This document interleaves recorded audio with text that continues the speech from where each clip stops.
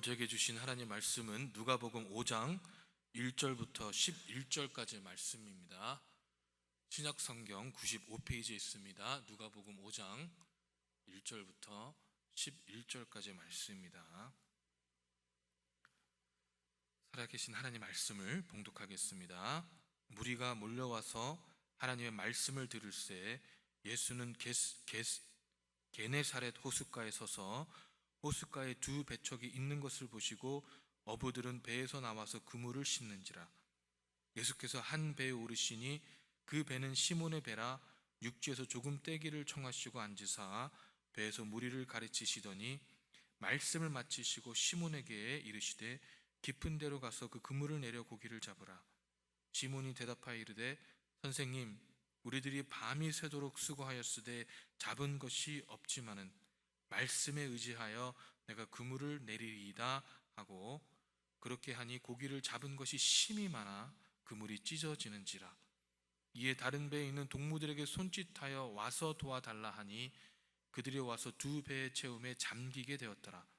시몬 베드로가 이를 보고 예수의 무릎 아래 엎드려 이르되 주여, 나를 떠나소서, 나는 죄인이로소이다 하니, 이는 자기 및 자기와 함께 있는 모든 사람이 고기 잡힌 것으로 말미암아 놀라고 세베대의 아들로서 시몬의 동업자인 야고보와 요한도 놀랐음이라. 예수께서 시몬에게 이르시되 무서워하지 말라.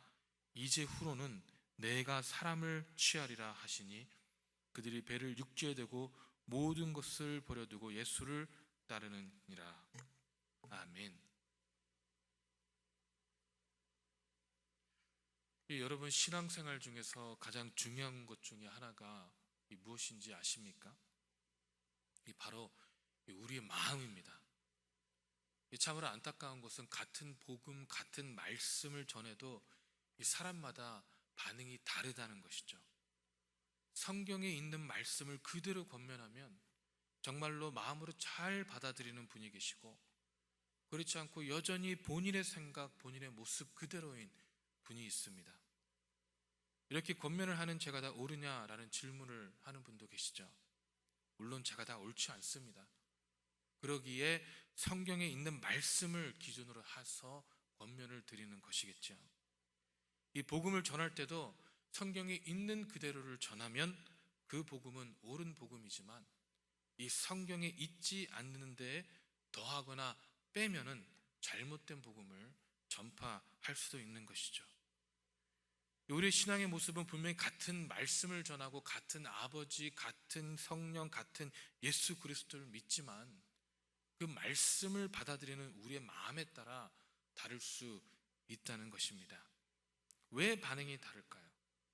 저도 참 고민이 많이 됩니다. 근데 바라보면, 생각해보면 결국 우리 마음이 가난할수록 우리는 마음을 더 잘 받아들입니다. 이 예수 그리스도께서도 이런 우리의 모습을요 너무 잘 알고 계셨습니다. 마태복음 13장 1절부터 9절까지 말씀을 보면 잘 설명되어 있습니다.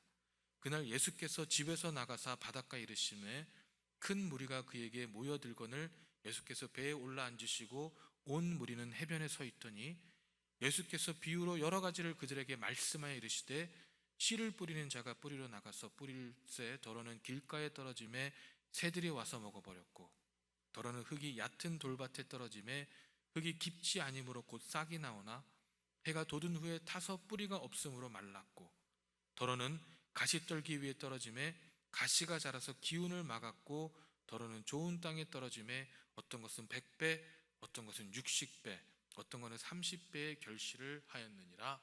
아멘. 이 분명히 동일한 말씀이 선포되어지는데 그 사람에 따라서 그 결과가 다르다고 성경은 말씀하고 있습니다. 이 말씀을 마가복음 4장 15절에서 20절에 보면 예수님께서 잘 풀이해 주셨습니다. 말씀이 길가에 뿌려졌다는 것은 이들을 가리킴이니 곧 말씀을 들었을 때에 사탄이 즉시 와서 그들에게 뿌려진 말씀을 빼앗은 것이요, 또 이와 같이 돌밭에 뿌려졌다는 것은 이들을 가리킴이니 곧 말씀을 들을 때 즉시 기쁨으로 받으나 그 속에 뿌리가 없어 잠깐 견디다가 말씀으로 인하여 환난이나 박해가 일어날 때에 곧 넘어지는 자요, 또 어떤 이는 가시떨기에 뿌려지는 자니 이들은 말씀을 듣기는 하되 세상의 염려와 재물의 유혹과 기타 욕심이 들어와 말씀을 막아 결실하지 못하게 되는 자요. 좋은 땅에 뿌려졌다는 것은 곧 말씀을 듣고 받아 30배, 60배나 100배의 결실을 하는 자니라. 아멘. 여러분, 이 말씀은요, 제가 더 설명드리지 않아도 잘 이해할 것이라고 믿습니다. 여러분, 한번 우리 이 말씀을 토대로 우리의 신앙의 모습을 점검해 보기를 원합니다. 여러분, 우리의 신앙의 모습은 어떻습니까? 길가에 뿌려져 말씀을 듣는 대로 흘려보내고 계십니까? 돌밭에 뿌려져서 잠시 기뻐하나 순간순간에 환난에 넘어지고 있습니까? 혹은 가시떨기에 뿌려져 이 세상의 염려와 재물과 욕심의 유혹으로 결실을 맺지 못하고 있습니까? 아니면 이것도 저것도 아니고 혹시 이 세 가지를 다 합쳐놓은 것이 여러분 우리의 모습입니까?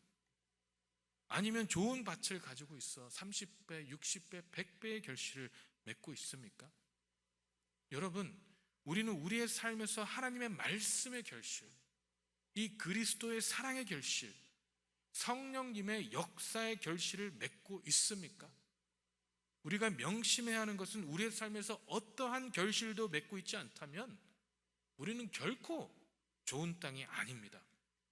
성경에서 말씀하시는 것은 우리가 말씀을 받아 우리 삶에서 결실을 맺어야지만이 우리는 좋은 땅이라고 분명히 증거하고 있습니다. 누가복음 8장 15절에 좋은 땅에 있다는 것은 착하고 좋은 마음으로 말씀을 듣고 지키어 인내로 결실하는 자니라. 아멘. 여러분, 우리는 인내로 지키고 있습니까? 착하고 좋은 마음으로 말씀을 받아들이고 거기서 멈추는 것이 아니라 지키고 인내하고 있느냐는 것입니다. 우리 모두가 그러한 마음의 밭을 소유하시기를 간절히 소망합니다. 오늘 말씀의 내용은 예수님께서 첫 번째 제자들을 부르시는 우리가 너무나 잘 알고 있는 그러한 내용입니다. 예수님께서 말씀을 전파하시기 위해 시몬의 배에 오르시고 무리를 가르치고 나서 베드로에게 깊은 데로 가서 그물을 던지라고 말씀하십니다. 이 베드로는요, 여러분 아주 숙련된 어부입니다. 밤새 고기를 못 잡았기 때문에 지금 그물을 내려도 고기를 잡힐 이유가 없다는 것을 충분히 알고 있는데 5절에 나와 있는데 뭐라고 고백하냐면 말씀에 의지하여, 중요한 것은 말씀에 의지하여 그물을 내린다고 베드로가 고백합니다. 이 베드로는요, 예수님이 아직 정확히 누군지 알지 못했지만 그동안 들려온 수많은 소문으로 인해서 예수님이 옛사 사람이 아닐 것으로 알고 있었을 것입니다. 아무튼 이 베드로가 예수님의 말씀대로 깊은 곳에 가서 그물을 내리자 이 밤새도록 본인과 그의 파트너들이 수고에 전혀 잡을 수 없었던 물고기들을 어디서 나타났는지 6절에 보니 그렇게 하니 고기를 잡은 것이 심이 많아 그물이 찢어지는지라. 아멘 이라고 증거하고 있습니다. 물고기가 너무 많아서 다른 동료들까지 달라붙어 물고기를 잡는데 얼마나 많은지 2배의 채움에 잠기게 되었다고 성경은 설명하고 있습니다. 여러분, 이 정말 놀라운 상황 아닙니까? 분명히 밤새도록 고기를 잡았지만 전혀 잡을 수 없던 물고기들이 예수님의 말씀 한마디를 믿고 따르니까 2배에 넘쳐서 배가 잠길지경이 되었다는 것이죠. 여러분, 이것이 바로 하나님의 은혜, 하나님의 권능 아닙니까? 아무리 우리의 노력과 경험을 토대로 수고해도 안 되는 일들을 이 예수님 말씀 한마디로 그동안 우리가 찾으려고 했던 돌파구를 한 번에 해결해 주시는 분이 바로 우리 하나님이신 것입니다. 여러분, 혹시 우리 삶에 뭐가 막혀 있습니까? 우리 삶에 뭐가 묶여 있습니까? 우리의 모든 결박과 체인을 단번에 푸시는 우리 하나님만을 의지하시기를 소망합니다. 여러분, 때로는 비록 그 길이 우리의 생각으로는 안 될 것 같아 보여도 이 믿음으로 의지하여 주님만을 따라 나서기를 간절히 소망합니다. 여러분, 오늘 베드로도 그 그물을 내릴 이유가 전혀 없었습니다. 본인들이 밤새도록 이 포인트 저 포인트 돌면서 고기를 잡아봤지만 한 마리도 잡을 수 없었기 때문에 이 예수님께서 하신 말씀도 우리 예수님이 낚시에 대해서 전혀 모르기 때문에 그런 말씀을 하시는 거야. 밤새도록 여기서 한마디로 못 잡았는데 지금이라고 잡히겠어? 이렇게 치부하고 예수님의 말씀을 충분히 무시할 수 있는 그런 상황이었다는 것이죠. 하지만 이 베드로는요, 예수님의 말씀이 그동안 본인이 겪어왔던 고기잡이의 기술과 시간과 경험과 사업수단 등 이 모든 것에 거슬리는 것일지라도 그 말씀, 그 간단한 말씀에 의지하여 그물을 내리는 믿음으로 행동으로 말미암아 이 본인의 일생에 전혀 경험하지 못했던 그런 일을 경험하게 된 것입니다. 할렐루야.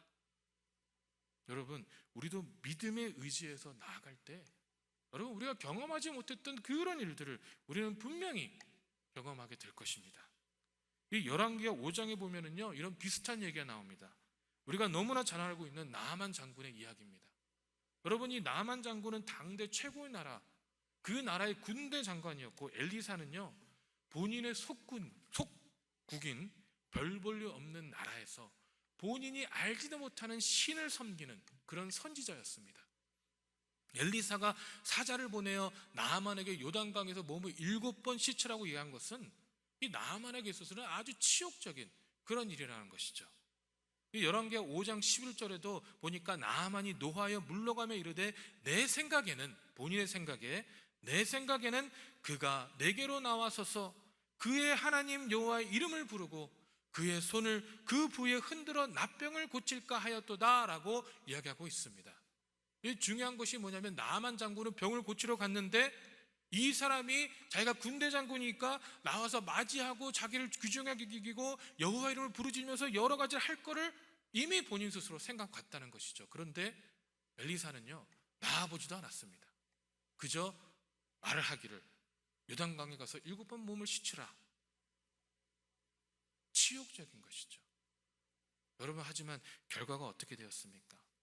어찌 됐든 간에 마음을 돌이켜서 본인의 자존심, 본인의 생각, 나의 방법을 완전히 내려놓고 어떻게 보면 치욕적인 명령에 순종함으로써 성경에서 말씀하기 그 살이 어린아이의 살같이 회복되었다고, 어린애의 살같이 깨끗하게 되었다고 성경은 증거하고 있습니다.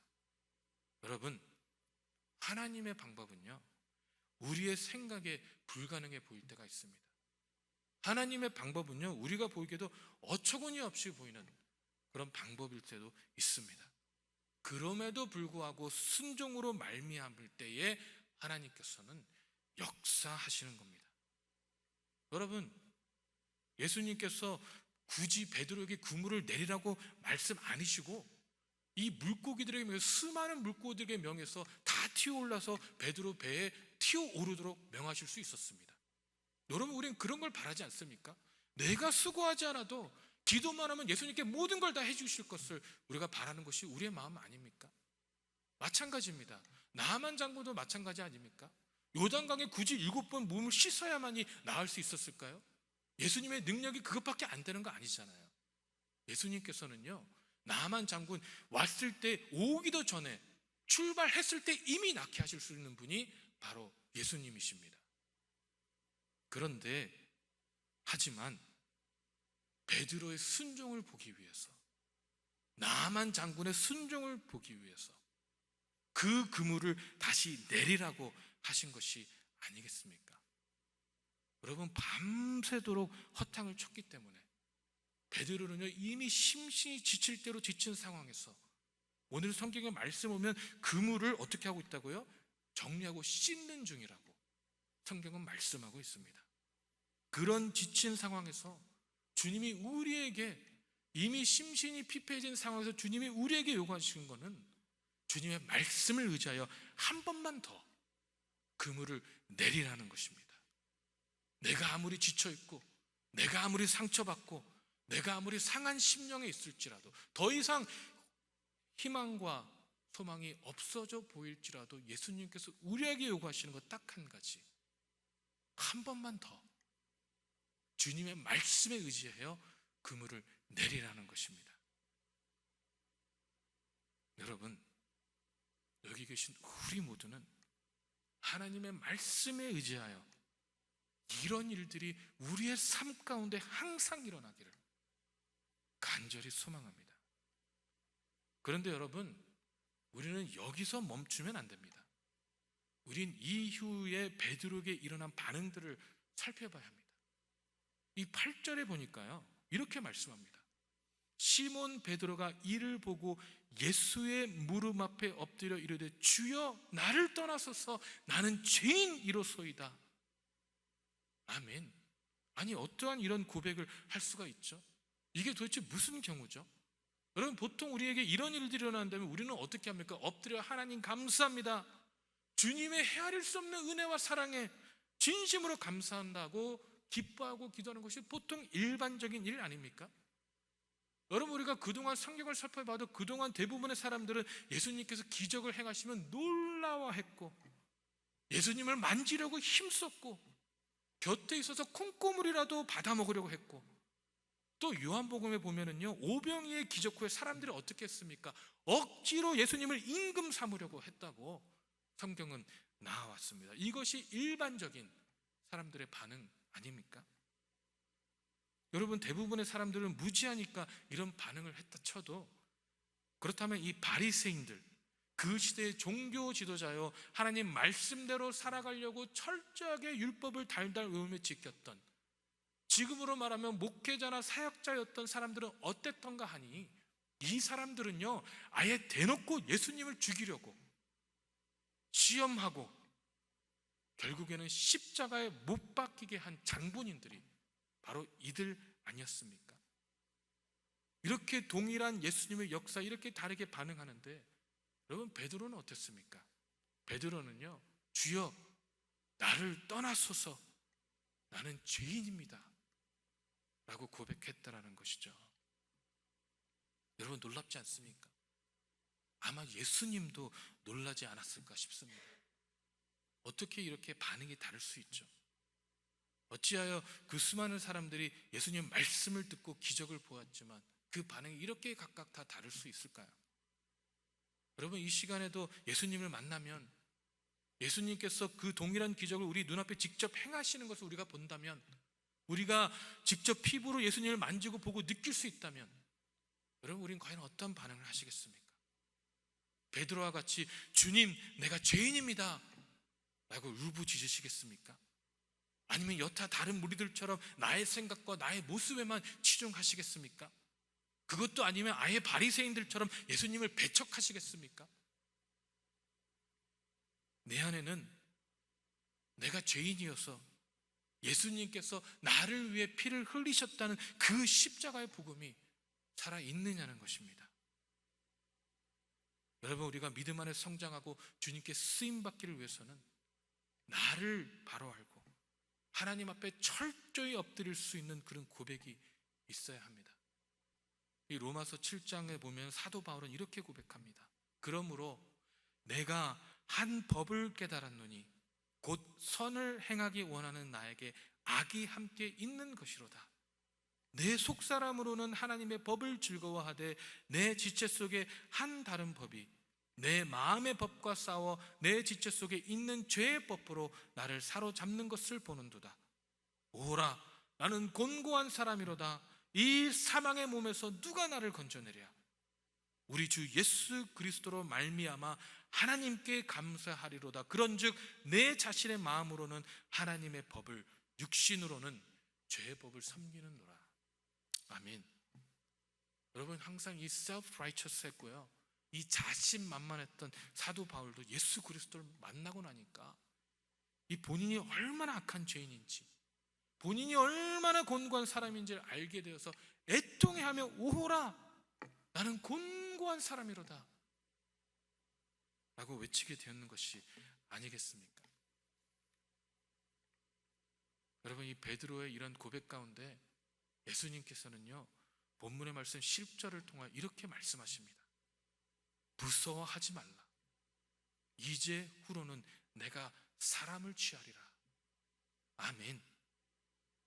여러분, 나의 모습을요 주님께 완전히 내려놨을 때, 내가 지치고 힘들고서 소망과 희망을 잃어버렸을지라도 우리가 하나님 말씀에 의지하여 믿음의 순종함으로 나아갔을 때 비로소 하나님께서는 우리로 쓰임받는 자녀가 되게끔 하십니다.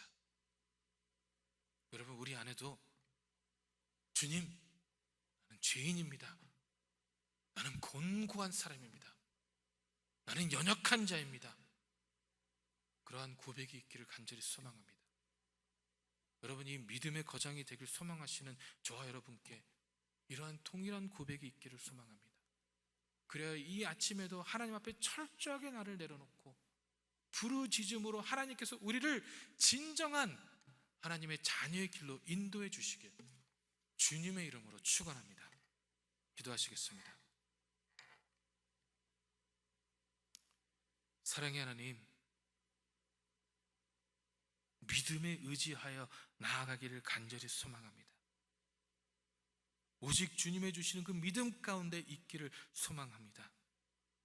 아버지, 우리가 인간이기에, 우리가 아버지 우매하기에, 알지 못하기에 우리가 우리의 생각, 우리의 사고, 우리의 경험을 토대로 살아가려고 할 때 너무나 많습니다.